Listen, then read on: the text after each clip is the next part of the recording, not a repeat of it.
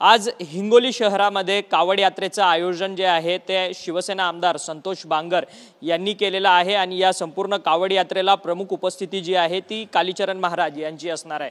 खरं तर कालीचरण महाराज आपल्या संपूर्ण वक्तव्यामुळे संपूर्ण प्रसिद्ध असतात हे देखील आपल्याला माहिती आहे आणि आज संपूर्ण हिंदुत्ववादी जनता जी आहे ती एकत्रित येऊन संपूर्ण कावड यात्रेचं आयोजन करणार आहे आणि आज श्रावणातला दुसरा सोमवार आहे। आपल्या सोबत स्वतः कालीचरण महाराज जी आहेत। कालीचरण महाराज जी श्रावण मधला दूसरा सोमवार है। आज हिंगोली में तुमची प्रमुख उपस्थिति है कावड़ यात्रा।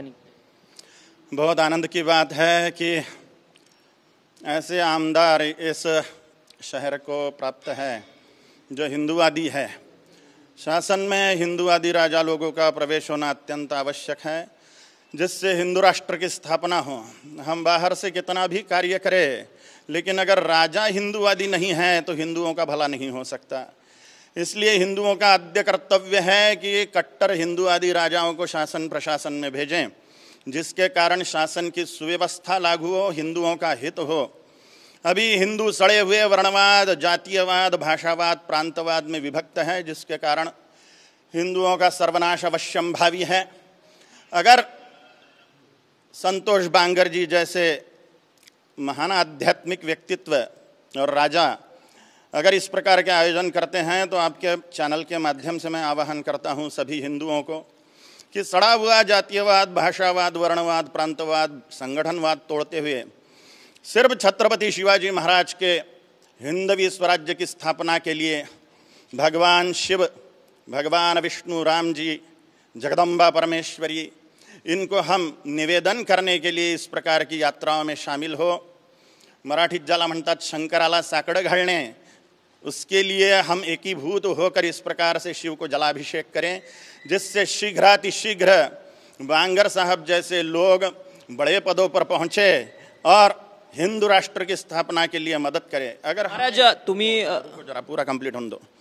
अगर हमें हिंदू राष्ट्र चाहिए तो संतोष बांगर जी जैसे नेताओं को बड़े प्रमाण में सब दूर से विधायक सांसद बना के हमें राजनीति में उच्च पदों पर बिठाना अत्यंत आवश्यक है, जिसके द्वारा हिंदू राष्ट्र की स्थापना होगी, धर्म का उत्थान होगा और हिंदुओं का परम कल्याण होगा। जी महाराज तुम्ही मराठी देखील चांगलं बोलता आणि कालच ह्या संपूर्ण हिंगोली शहरामध्ये रामलीला जे मैदान आहे प्रसिद्ध, त्या रामलीला मैदानावरती उद्धव ठाकरे यांची सभा झाली। उद्धव ठाकरे यांची सभा आणि आज संतोष बांगर यांची कावड यात्रा। खरं तर संतोष बांगर हे शिवसेनेतून आता शिंदेंच्या शिवसेनेत आलेले आहेत आणि संपूर्ण काल त्यांची सभा झाल्यानंतर आज त्यांची कावड यात्रा होते आणि आपण प्रमुख उपस्थिती आहात।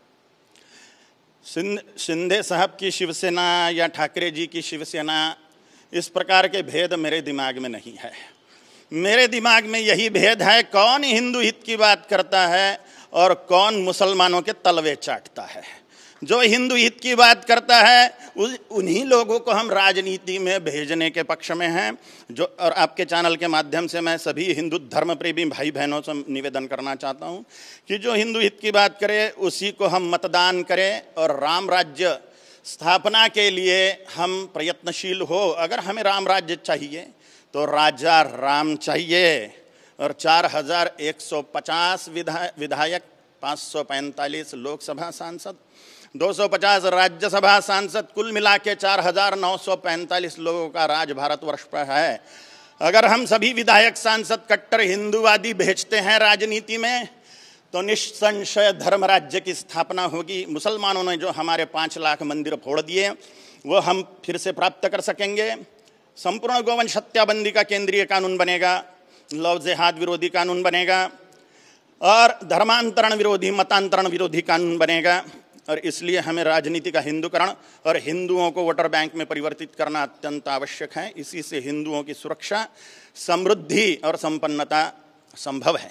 खरं तर मग तुमचं म्हणणं आहे का उद्धव ठाकरे हिंदुत्ववादी नाही आहेत म्हणून?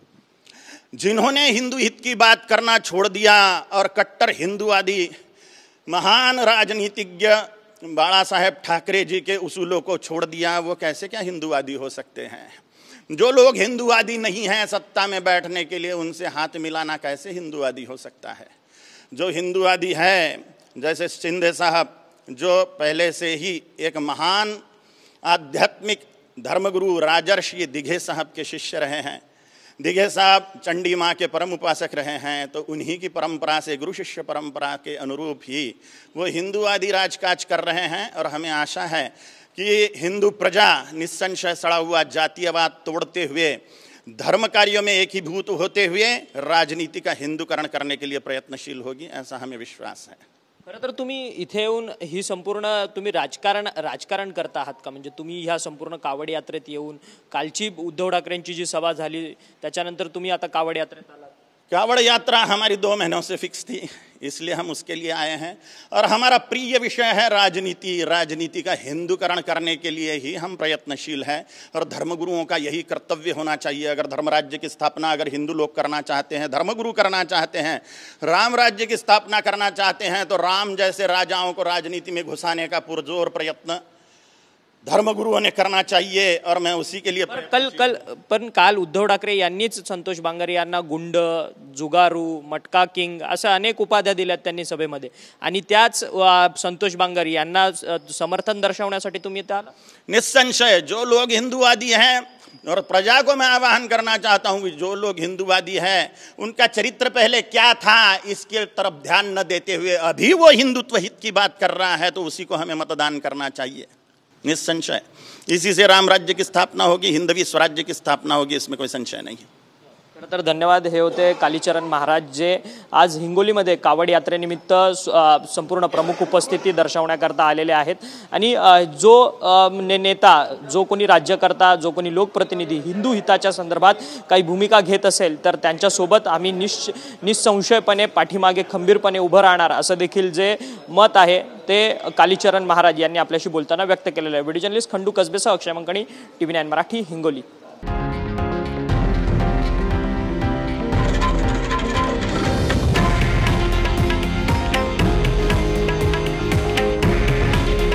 हे आहे देशातील नंबर 1 न्यूज नेटवर्क आणि आपण पाहत आहात TV9 मराठी। काळजी तुमची, हित महाराष्ट्राचं।